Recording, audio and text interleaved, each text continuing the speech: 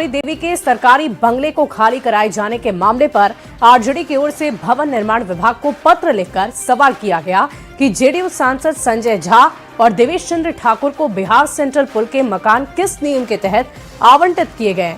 RJD के आरोप पर जेडीयू और बीजेपी ने पलटवार किया है।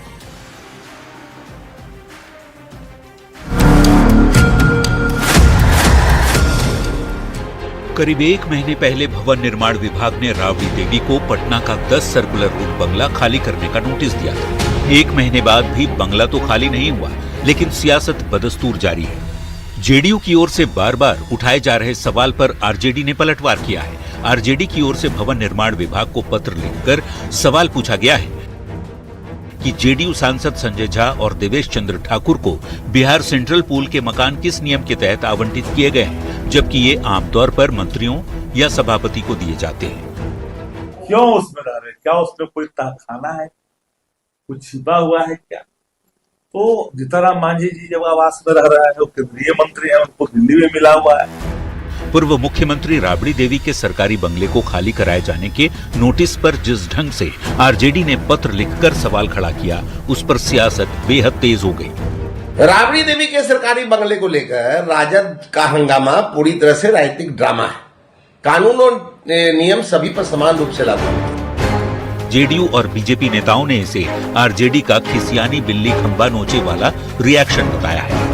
बात है कि राष्ट्रीय जनता दल के लोग समझते हैं कि जिस आवास में वो रहते हैं भले ही सरकारी हो, लेकिन उनका बपौती हो चुका है। बता दें, करीब 20 साल से लालू परिवार का सरकारी पता रहा है पटना का 10 सर्कुलर रोड। नई सरकार बनने के बाद 25 नवंबर 2025 को भवन निर्माण विभाग ने 10 सर्कुलर रोड खाली करने का नोटिस दिया था और विधान परिषद में नेता प्रतिपक्ष की हैसियत से 39 हार्डिंग रोड अलॉट किया गया था। तभी से इस मुद्दे पर सियासत जारी है। न्यूज़ 18 के लिए पटना से अमित कुमार के साथ ब्यूरो रिपोर्ट।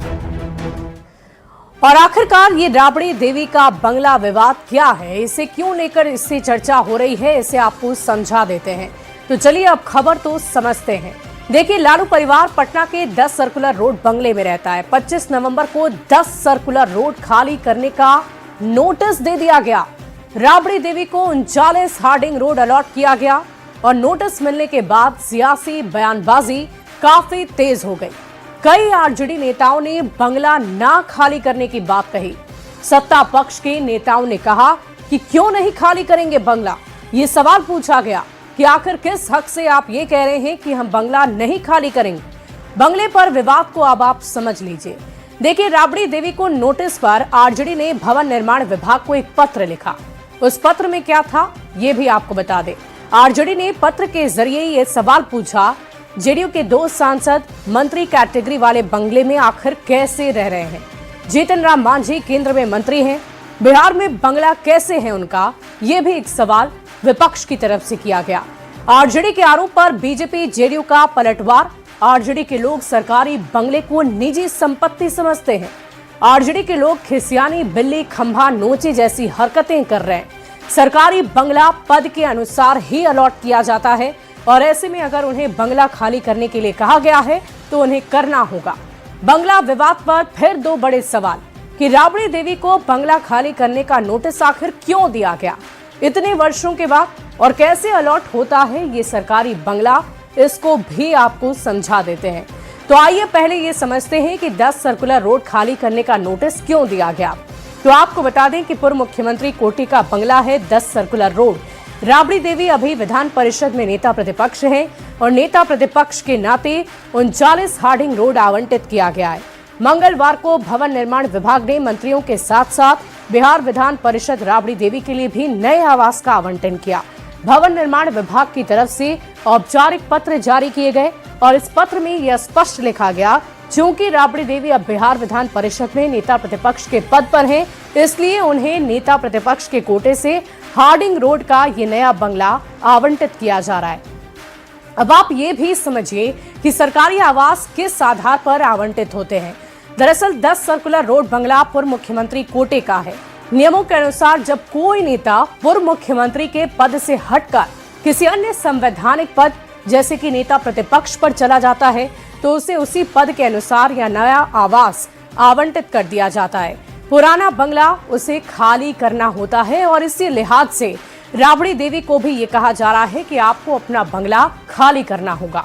बढ़ते आगे, एक तरफ देश और दुनिया में नए साल के जश्न का उत्साह है, तो दूसरी तरफ मौलाना शहाबुद्दीन रजवी ने मुसलमानों को नए साल का जश्न मनाने से ही इनकार कर दिया और एक फतवा जारी कर दिया, जिस पर सियासत सुलग गई है। साधु संतों की आलोचना के साथ केंद्रीय मंत्री गिरिराज सिंह ने कहा कि पहले अपने अंदर की विकृति खत्म करें मौलाना। तब देना चाहता हूं कि नए साल पर जश्न मनाना शरीयत इस्लामिया की रोशनी में नाजायज है। क्या नए साल का जश्न इस्लाम विरोधी है? ये हम नहीं कह रहे, ये सवाल खड़ा हुआ है मौलाना शहाबुद्दीन रजवी के एक फतवे के बाद। मौलाना ने मुसलमानों को नए साल का जश्न मनाने से मना करने वाला फतवा जारी कर दिया है, जिसकी आलोचना और सियासत दोनों ही हो रही है। पहले आप सुनिए कि मौलाना शहाबुद्दीन रजवी ने क्या कहा। कहीं से खबर मिली कि कुछ नौजवान लड़के लड़कियां जश्न मना रहे हैं तो उलमाए कराम सख्ती से रोकेंगे। नए साल को लेकर जारी मौलाना शहाबुद्दीन रिजवी के फतवे पर उनकी जमकर आलोचना हो रही है। साधु संतों ने मौलाना और उनके फतवे का विरोध किया है। वहीं केंद्रीय मंत्री गिरिराज सिंह ने कहा है कि पहले अपने अंदर की विकृति खत्म करे मौलाना, जो लव जिहाद के लिए करते हो, हेट स्पीच देते हो। मैं देश के सभी मौलानाओं से अपील करता हूं, अपने अंदर की विकृतियों को खत्म करना चाहिए पहले। हालांकि मौलाना ने युवाओं को शोर शराबे और फिजूल खर्ची से बचने की सलाह देते हुए पश्चिमी परंपराओं की नकल करने से बचने की नसीहत दी है। लेकिन सवाल है कि क्या इस तरह से नए साल के जश्न को इस्लाम विरोधी बताना और उस पर फतवा जारी करना ठीक है? न्यूज़ 18 के लिए दिल्ली से अमितेश सिंह और पटना से रवि एस नारायण के साथ ब्यूरो रिपोर्ट। और अब इन सारे माजरे के बीच सवाल यही उठता है कि क्या नए साल का जश्न मनाना वाकई मुस्लिम धर्म के खिलाफ है और इसके लिए आखिर फतवा जारी करने की क्या जरूरत थी? तो आइए खबर को समझते हैं। ऑल इंडिया मुस्लिम जमात के राष्ट्रीय अध्यक्ष हैं मौलाना मुफ्ती शहाबुद्दीन रजवी बरेलवी। नए साल के जश्न पर मौलाना मुफ्ती शहाबुद्दीन रजवी बरेलवी ने फतवा जारी कर ये कहा है कि उन्होंने साफ शब्दों में नए साल का जश्न नाजायज बता दिया। इस्लामी कैलेंडर में नया साल मुहर्रम से शुरू होता है, इसकी चर्चा उन्होंने की है और इसी पर उन्होंने साफ साफ शब्दों में कहा कि शरीयत इस तरह के जश्न की इजाजत नहीं देता है। अगर कोई मनाएगा तो उलमाए किराम सख्ती से रोकेंगे, ये भी उन्होंने कहा है। और अब खबर में समझने वाली बात यह है कि आखिर फतवा क्या होता है, जिसकी चर्चा हम कर रहे हैं कि फतवा उन्होंने जारी कर दिया है। तो आपको बता दें कि फतवा वो राय है जो धार्मिक मुद्दे पर मांगा जाता है। जैसे कोई धार्मिक विद्वान या मुफ्ती देता है, उसे फतवा कहा जाता है। फतवा एक इस्लामी कानूनी राय जो किसी विशेष धार्मिक, सामाजिक या व्यक्तिगत मसले पर दी जाती है। और फतवे पर विवाद क्यों होता है, ये भी आप जान लीजिए। देखिए, चरमपंथी और रूढ़िवादी फतवा जारी होने पर, आधुनिक मुद्दों पर मतभेद होने पर कई बार विश्वसनीयता और प्रासंगिकता पर सवाल उठते हैं। अलग अलग व्याख्या से विरोधी फतवे जारी हो सकते हैं और इसी को लेकर सवाल खड़े किए जाते हैं। फतवों पर सुप्रीम कोर्ट ने भी अपनी बात कही है। क्या कहा है वो भी समझिए। फतवों की कोई कानूनी मान्यता नहीं है। कोई भी कानून फतवों को मान्यता नहीं देता है। अगर फतवा जारी कर दिया भी गया तो कानूनन वो सही या गलत नहीं हो सकता है। बुनियादी अधिकारों का हनन करने पर फतवे को सही नहीं माना जा सकता। शरीयत कोर्ट फतवा जारी कर सकते हैं, लेकिन उन्हें मानना कोई कानूनी बंदिश आपके लिए या हमारे लिए नहीं है और इसी बात की चर्चा की जा रही है। बढ़ते आगे, केंद्रीय गृह मंत्री अमित शाह के पश्चिम बंगाल दौरे ने बंगाल के राजनीतिक पारे को चढ़ा दिया है। बंगाल में घुसपैठ पर जारी सियासी वार पलटवार के बीच ममता बनर्जी ने अमित शाह को लेकर एक विवादित बयान दिया है। सांप्रदायिक तुष्टीकरण को इस राज्य सरकार ने अपनी नीति के रूप में स्वीकार कर दिया। अब मरहम लगाने का प्रयास हो रहा है। पश्चिम बंगाल में चुनाव से पहले बीजेपी ने अपनी कमर कस ली है और तैयारियां तेज कर दी है, जिसका शंखनाद केंद्रीय गृह मंत्री अमित शाह ने मंगलवार को कोलकाता से कर दिया। इधर अपनी सत्ता बचाने के लिए ममता बनर्जी ने भी मोर्चा संभाल लिया है। 3 दिन के दौरे पर पश्चिम बंगाल पहुंचे अमित शाह ने ममता बनर्जी सरकार पर निशाना साधा। इसके बाद ममता बनर्जी ने पलटवार किया। सांप्रदायिक तुष्टीकरण को इस राज्य सरकार ने अपनी नीति के रूप में स्वीकार कर लिया है। अब मरहम लगाने का प्रयास हो रहा है, मैं सुबह से देख रहा हूं, मगर अब मरहम लगाने से कुछ नहीं होता है। हृदय पर, बंगाल की हिंदुओं के हृदय पर घाव इतना गहरा बैठ गया है कि कोई मरहम काम नहीं आएगा। হ্যাঁ, আমাকে অনেকে বলে আমি অ্যাপিজমেন্ট করি। আমি অ্যাপিজমেন্ট করি না, আমি সেকুলার সঠিক তথ্যে, অর্থাৎ সর্বধর্ম সমন্বয়। गृहमंत्री अमित शाह ने कट मनी और भ्रष्टाचार का मुद्दा भी उठाया और ममता सरकार को कटघरे में खड़ा करने की कोशिश की। 2022 के बंगाल चुनाव में भी बीजेपी ने पूरा दमखम लगाया था। बीजेपी बंगाल में सरकार तो नहीं बना पाई, लेकिन कांग्रेस और लेफ्ट को बहुत ज्यादा पीछे छोड़ते हुए राज्य की दूसरी सबसे बड़ी पार्टी बन गई। इस बार बंगाल का मोर्चा खुद अमित शाह ने संभाल रखा है, जिसकी वजह से प्रदेश का राजनीतिक तापमान बढ़ता जा रहा है। Bureau report, news 18। आइए अब आपको खबर समझाएंगे और बताएंगे कि आखिर अमित शाह और ममता बनर्जी के बीच ये वर्सेस वाली बात कहां से आई, क्यों हम इसकी चर्चा कर रहे हैं। तो देखिए, अमित शाह बीजेपी के चाणक्य माने जाते हैं। शाह की चुनावी रणनीति का लोहा पूरा देश मानता है। बिहार में एनडीए की जीत में भी शाह की बहुत अहम भूमिका है। कुछ राज्य तो ऐसे हैं जहां अब भी बीजेपी की सरकार नहीं है। जहां बीजेपी की सरकार नहीं है उसमें एक राज्य बंगाल भी है।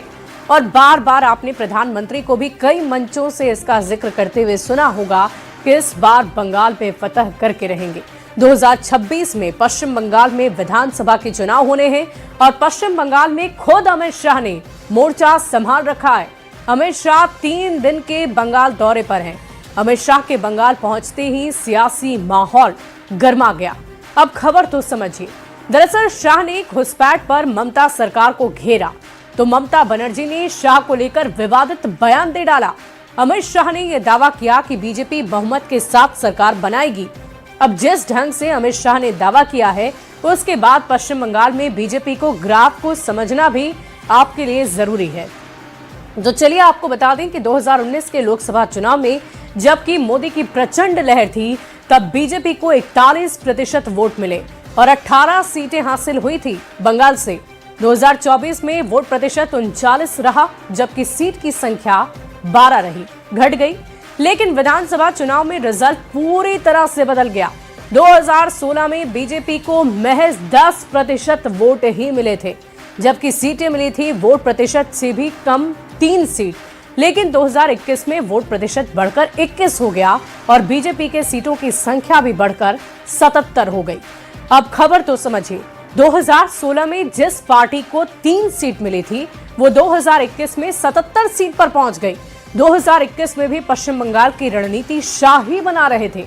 2021 में बीजेपी भले ही सत्ता में नहीं आई, लेकिन राज्य की दूसरी बड़ी पार्टी बनकर उभरी। 2026 में बीजेपी को बंगाल जिताने के लिए अमित शाह ने मोर्चा संभाल लिया है और इसीलिए वो बंगाल दौरे पर गए थे, जहां घुसपैठी के मुद्दे पर उन्होंने अपनी बात रखी और इसी से भड़ककर ममता बनर्जी ने उनके खिलाफ विवादित बयान दिया, जिसको लेकर चर्चा हो रही है। बढ़ते आगे, रोहतास में रोपवे हादसे के बाद कई संगीन सवाल उठ रहे हैं। नीतीश सरकार का ड्रीम प्रोजेक्ट धराशायी होने के बाद जैसे कोई सपना टूट गया हो। रोपवे हादसे की जांच रिपोर्ट सामने आने के बाद सरकार ने बड़ा एक्शन लिया है।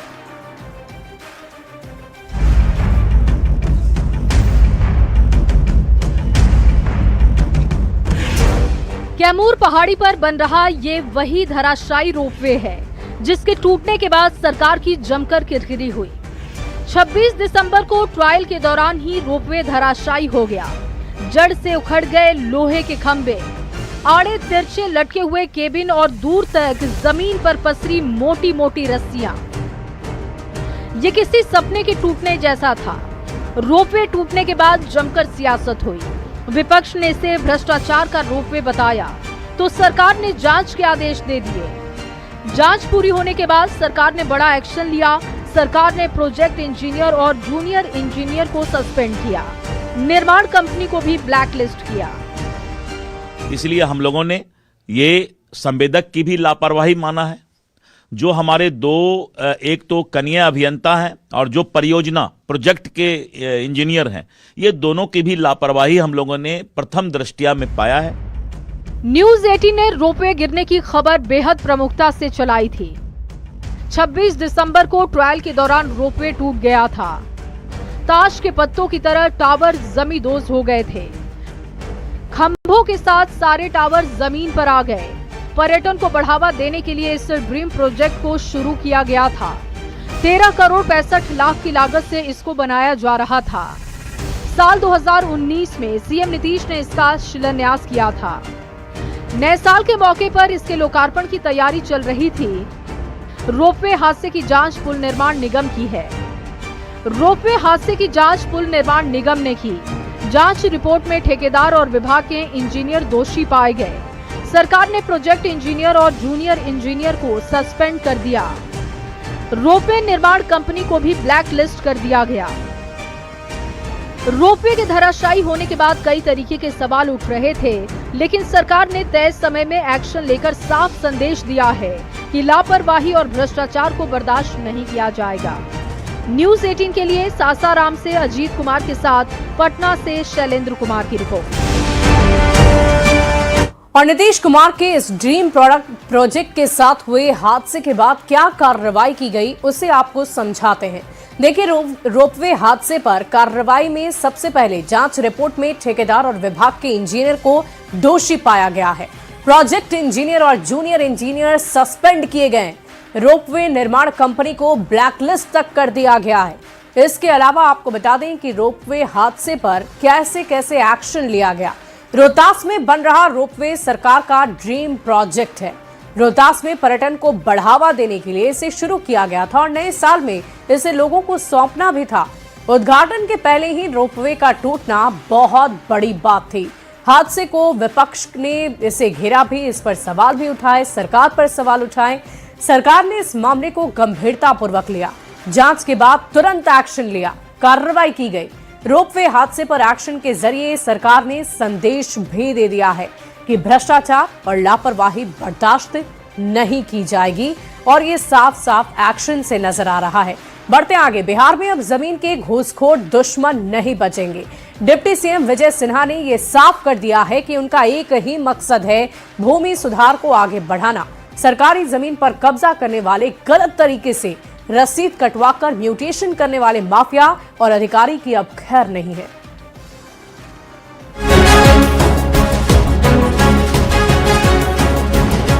तरह के विवादित वातावरण जो भी बनाएंगे, सही विवाद रहित जमीन को भी विवादित करने वाले लोग नहीं बचे। बिहार में जमीन के घुसखोर अब नहीं बचेंगे। जमीन लूटने वाले माफिया और उन्हें शह देने वाले अधिकारियों पर अब एक्शन तय है। राजस्व और भूमि सुधार मंत्री विजय कुमार सिन्हा एक्शन मोड में हैं। विजय सिन्हा एंग्री मैन की भूमिका में नजर आ रहे हैं। भरी सभा में अधिकारियों को लताड़ और फटकार के बाद राजस्व सेवा संघ ने सीएम नीतीश को पत्र लिखकर डिप्टी सीएम के जन कल्याण संवाद को रोकने की मांग की थी, लेकिन अधिकारियों की नाराजगी का विजय सिन्हा पर कोई असर नहीं दिख रहा। किसी के भावना को चोट पहुंचाने का सरकार की नीति नहीं होता। सरकार की नीयत साफ है, भूमि सुधार को आगे बढ़ाना, जनता के हित में काम करना। विजय सिन्हा ने साफ कर दिया है कि उनका एक ही मकसद है, भूमि सुधार को आगे बढ़ाना। सरकारी जमीन पर कब्जा करने वाले, गलत तरीके से रसीद कटवाकर म्यूटेशन करने वाले माफिया और अधिकारी अब नहीं बचेंगे। तरह के विवादित वातावरण जो भी बनाएंगे, सही विवाद रहित जमीन को भी विवादित करने वाले लोग नहीं बचे। तो स्वस्थ होना होगा, विभाग को स्वस्थ कर देंगे तो सब स्वस्थ हो जाएंगे। डिप्टी सीएम विजय सिन्हा अधिकारियों पर क्या बरसे, उन्हीं के विभाग के अधिकारियों ने उनके खिलाफ ही मोर्चा खोल दिया। राजस्व सेवा संघ ने सीएम नीतीश को पत्र लिखकर डिप्टी सीएम के कार्यक्रम पर रोक लगाने की मांग की, लेकिन विजय सिन्हा ने साफ कर दिया है कि सबको स्वस्थ होना ही होगा। विजय सिन्हा लगातार अधिकारियों को फटकार लगा रहे हैं, लापरवाह अफसरों पर एक्शन ले रहे हैं। जन कल्याण संवाद में deputy CM, CO, DCLR, ADM किसी को भी छोड़ नहीं रहे। ऐसे में बड़ा सवाल है कि जमीन के घुसखोर दुश्मन पर कार्रवाई से क्या प्रॉब्लम है। न्यूज 18 के लिए पटना से धर्मेंद्र कुमार की रिपोर्ट। और हमारे इस खास